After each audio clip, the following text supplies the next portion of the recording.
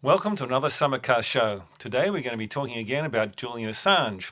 What's happened since we had our last show?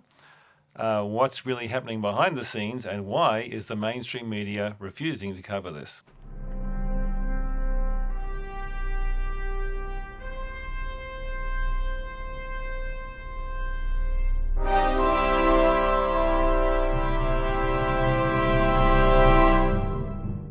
Welcome to the show. We're going to be talking about Julian Assange today, and our guest again is Mary, who's going to be giving us an update on, first of all, what's happened since our last show, or do you want to do your story so far? Yeah, so since we last spoke, there's been his hearing in the UK, where the US tried to extradite him, and right now we are still waiting on the judge's decision on that.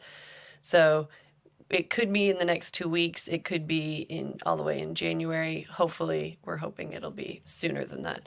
And pretty much they could go with what the U.S. is asking for, and they could extradite Julian Assange to the United States, where he would then face a secret tribunal court. You know, it wouldn't in any way be justice, and the American people would not know about it. It would be completely shut behind doors, and it would be taking place at the Eastern District of Virginia, which is where the Department of Defense and also CIA, everyone is right there. So it would not be a fair jury. Yeah, a jury of CIA agents. Exactly, exactly. So that's the option we really, really don't want. And then another thing they could do is send it back to a lower court and just kind of punish him through the system of keeping him in prison, going back and forth between courts. Pending all the hearings, Or they could decide to free him. And so that is what we're aiming for. That is what we want to happen. So, maybe what we should do is play a little video now of the story so far for anyone who hasn't been following all the details. Yeah, this is an animation I made, and it'll catch you up on everything that's going on. And also there's another video that I could link to that is it's called A Timeline of Corruption, and it goes more in depth, giving you the dates and times of everything and how it has happened so far. Okay, that'll be great. Okay, so let's watch the video.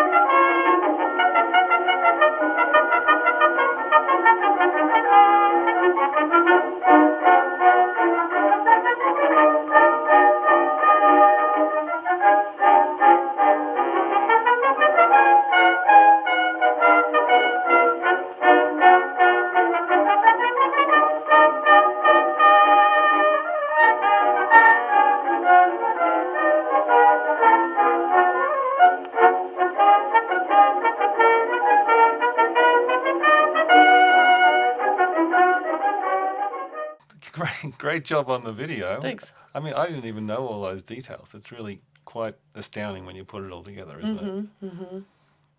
Yeah, and that's not even getting into all of the stuff that's been happening.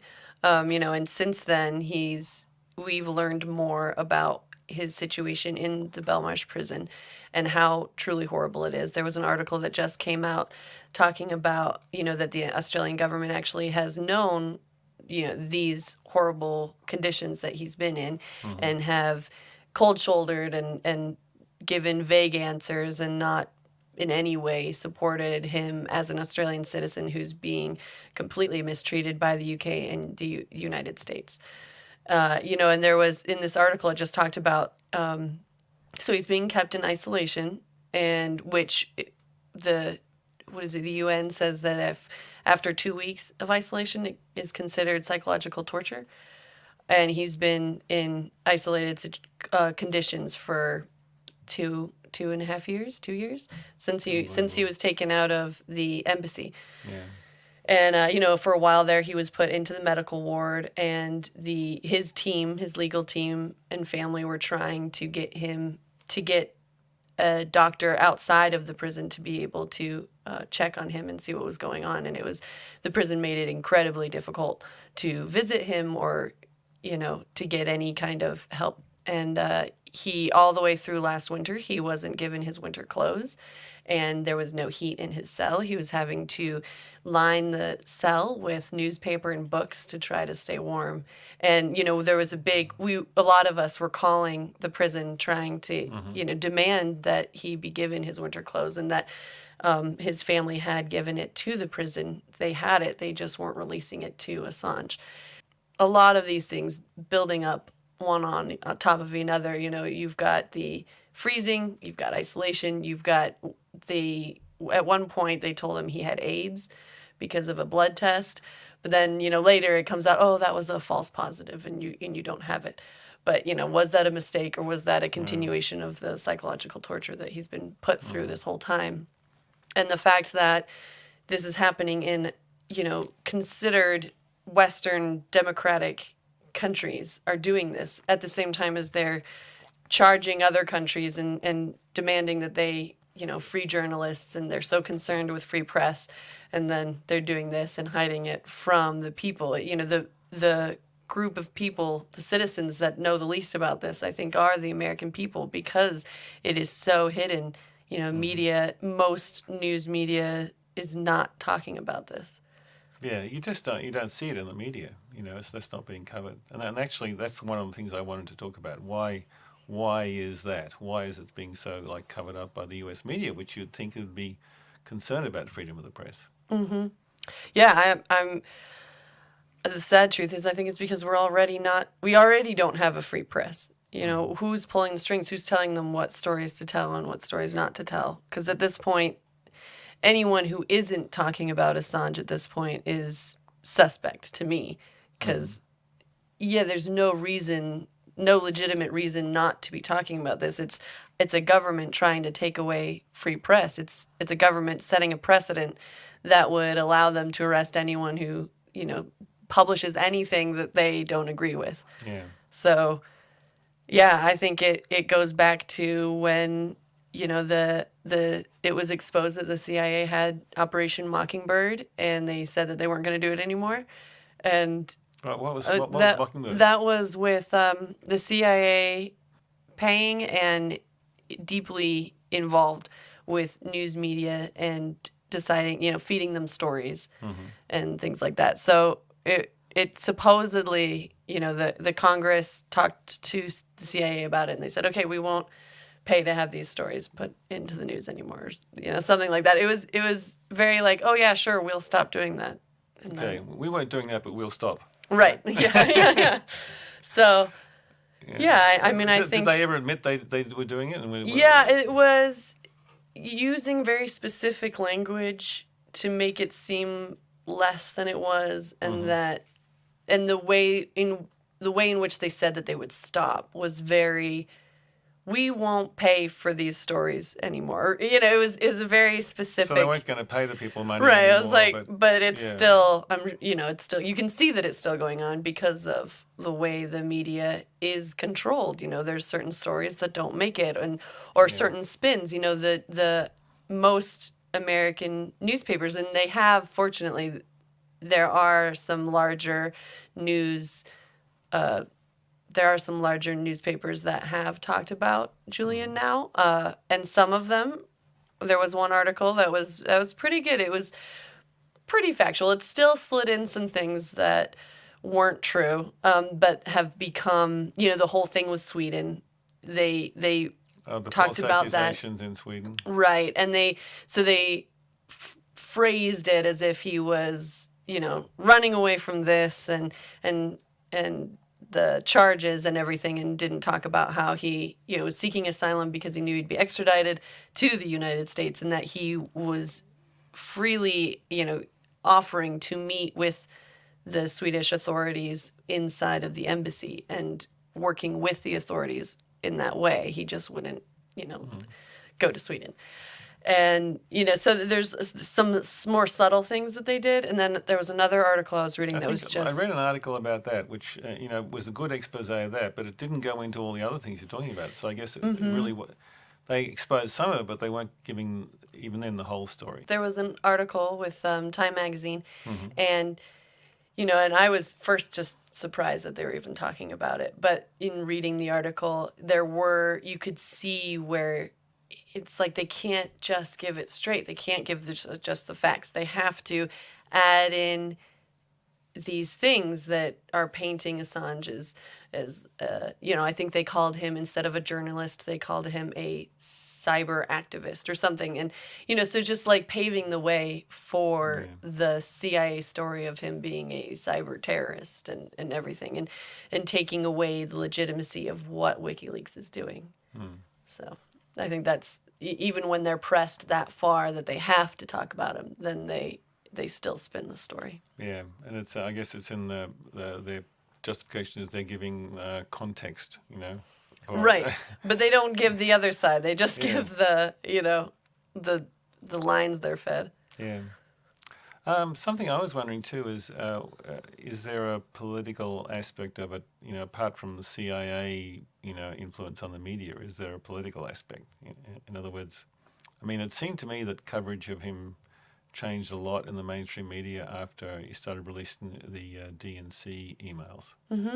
Yeah, I think in the beginning he angered the military-industrial complex by exposing the war crimes that were going on, and how Afghanistan was all about money laundering and it wasn't a war that was meant to be won.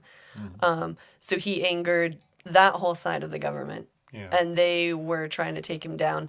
And I think they were probably doing it slightly... Well, no, that's not true, because even back then they were vocal about it, but it wasn't... You didn't have both sides of the Uniparty at that point upset with him. So, he'd angered that side, and then he exposed things on the DNC side, which... The corruption on the Clinton campaign. Right. So then, and you've seen... I don't know if you've seen it, but there's a montage of all the media talking heads plus State Department people, as well as, congressmen and people in the government, with clips of talking about, well, we should just drone him. And then I think that was Hillary Clinton talking about, can't we just drone this guy? Wow. And, a bunch Wow. There's a bunch of media people in the news talking about how he's a terrorist, and back in the good old days, he'd have been shot, and both sides. And that's what I liked about this collection, was they collected, you saw Republicans saying it and Democrats saying it, so this is a bipartisan issue, but it's spun to be political. One side makes it sound like he's a crazy right-winger, and then the other side is like, oh, he's, put so many people, Americans, in danger because of these leaks that he did, and he doesn't care about American life, and our servicemen are in trouble because of him. So they spin it both ways, to whichever audience, they're talking to. But, if you look at it, the fact is that WikiLeaks, nothing they've ever released, no one's been harmed because of what they released. And Assange was very particular about looking at making sure, no one was put into harm's way. You were saying that media in other countries is giving it better coverage? Yeah, there's a lot of support around the world, and pretty much every free press organization and nonprofit that looks at human rights has come out in support of Julian. There was the Belmarsh Tribunal, and they had whistleblowers and journalists and human rights activists. The president of Ecuador, who was the one who had given Julian giving him asylum. Yeah. So he spoke, Edward Snowden spoke, Stella Morris spoke, and then there was other whistleblowers as well, and human rights activists, and it was really powerful. And surprise, surprise, I never heard about it. Yeah. No, I only heard about it because of the link being shared and on Twitter and things like that, and so I watched it on YouTube, and then a few days after it was happened, that channel was taken down. YouTube took him down without saying why. So I need to check back and see if because they were going, they Is it were on BitChute or something now? I don't know. I know that they were trying to open their channel back up, so I need to check and see if it happened. I should have done that before this. I guess we'll see what happens to this video. See if YouTube tries to take it down. Yeah, and I will if it's up again.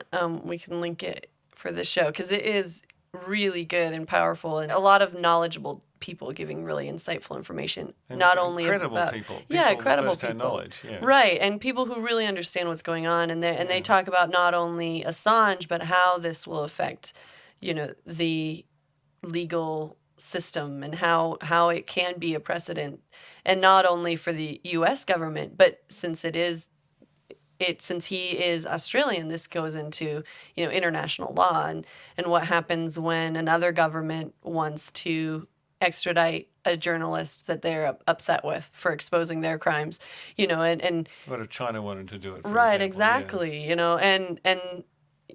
and even if it was only the U.S. government doing this and taking it as a precedent, that's scary enough.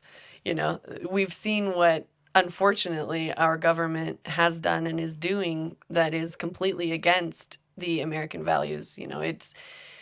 It moves completely opposite of what America stands for in terms of freedom and justice, and then masks it so that, we, the American people, are distracted by all these other things while they just do horrendous acts. I guess, one of the strategies to fight this is to, find these videos, share them, and sometimes you got to use other channels like Rumble or BitChute or something, where you don't have the same level of censorship. And go directly to the source. We've been calling, there's a group of people all over the world, people have been calling in to the Department of Justice, to the White House, and demanding that they drop this case against Assange. And because it is such a political case, that our opinion actually could sway the matter, because that's why they're trying to hide it, because it is so clearly illegal and unjust that if they think they can get away with it without people noticing what's happening, that is how they would do it. But if we have enough people, thousands of people right now who are aware of this, and thousands of people actively calling, and also hundreds of thousands aware of it, across the globe. And the more people that we can get actively calling and emailing and writing and posting about it, that wave of public interest can sway this case. Yeah, we should put some numbers in the information. Where to call, who to call. Yeah. Use talking points in the video. Maybe put some talking points in the description. Yeah. And you can take the talking points from the video of the animation we played, talking about what the CIA has done and how illegal what they were doing, and funneling information illegally obtained to the prosecution.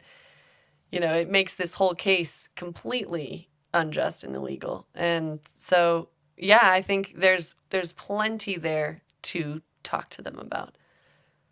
Is there any way, do you think, to put pressure on news organizations to start covering it? Or individual journalists? Yeah, I think so. I mean, anyone that we can pressure to talk about it, and I think we've already seen, the fact that Time magazine talked about it at all shows that pressure does work, because there's enough articles. The Yahoo article came out about, the CIA plans to assassinate, and I actually hadn't heard about that. Yeah. So really? So Yahoo News came out with an article. There were 30 agents who corroborated that the CIA had different plans going on how to abduct, kidnap, or murder Assange, and not only Julian Assange, but other WikiLeaks employees as well, and his family. So that's now public knowledge that was going on.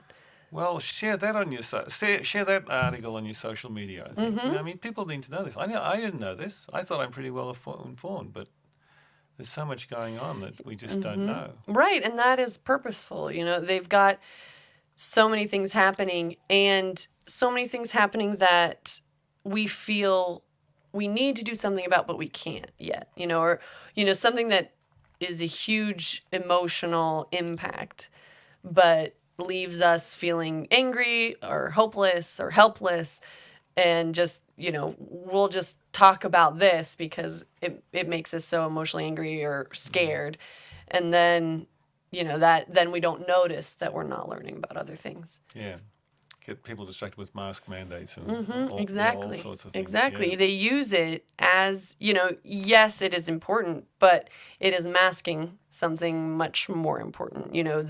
If we lose this fight, and if we lose not only Julian Assange, but if we lose our own right to publish things that that expose crimes of our own government, if we lose that, there's no way we can stop any of the other things. Yeah. So, wow. Well, I think individually we can share videos and share links and on our social media, indicate our friends. And on one positive thing that's happened so far is not only the wave of support that's happening, but also Julian Assange and Stella Morris were given permission to be married. They've been trying be married in the prison. They've been trying for months, and they actually were forced to take legal action against the prison because they weren't giving them permission.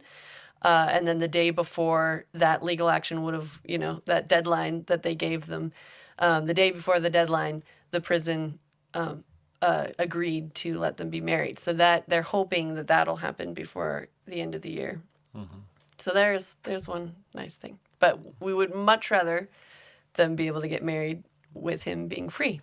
Well, this is quite a story, and I think we really need to do whatever we can to get the word out. It's as you point out, it's such an important issue in terms of the government, what it will do, what it can and can't do.